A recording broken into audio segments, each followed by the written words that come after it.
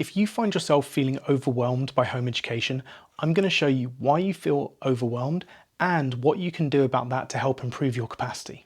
As a parent, there's a lot for us to do and a lot for us to handle. Cooking, cleaning, doing your taxes, taking your kids to activities, and as a home edder, we also don't get 7 hours of reprieve every day. It can start to feel overwhelming. I hope you find this helpful. If you do, please give me a thumbs up, and if you haven't already subscribed, I'd really appreciate it if you subscribe to the channel as well. So what is overwhelm? Overwhelm is a type of stress that we experience when we feel like there's too much for us to handle. We feel like we're drowning under too many things all at once. Let me know what you're feeling overwhelmed by in the comments below.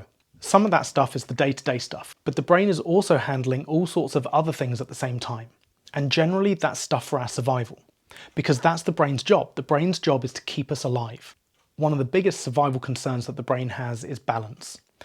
Balance is pretty important from a survival standpoint.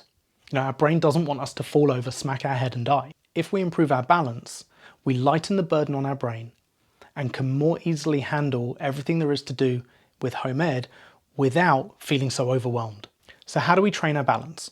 The first thing you need to do is make sure you're in a safe space. Make sure that if you wobble and fall over, because we are training our balance, you're not going to hurt yourself. Then you need to pick a stance to stand in. That might be feet wide apart, might be feet close together. I'm going to go for one foot directly in front of the other, heel to toe. You could also go for standing on one leg. Heel to toe isn't quite challenging enough for me, so I'm going to close my eyes. You can also do this with your eyes open, that's totally fine. What you're going to do is you're going to stand in that position and you're going to turn your head quite quickly to one side and then hold it there for about 10 seconds and try to maintain your balance. After 10 seconds, if you want, you can open your eyes or just come back to normal, to neutral, quite slowly. Then we're going to go the other direction. Turn your head quickly and try to maintain your balance. After that, we're going to go for head down. And then slowly back to center. And then we'll go head up. Hold for 10 seconds and slowly come back to center. The last ones we're going to try are a head tilt. That one for me is much more challenging and I lost my balance. Next I'll try the other way, which is much more steady.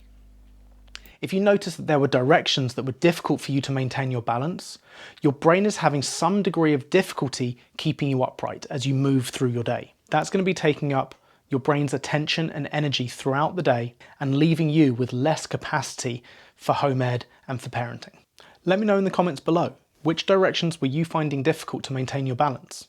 And if you're getting value from this, please remember to hit the like button below. So what do you do about it now? Practicing balance is one of the best ways of improving your balance, and it'll help reduce the burden on your brain, free up your capacity for other things so that you don't feel so overwhelmed. Obviously, this isn't the only thing that you need to do to stop yourself from feeling overwhelmed. At some point as a parent and as a home edder, we're likely to feel overwhelmed. One of the things that happens when we get overwhelmed is we lose our patience.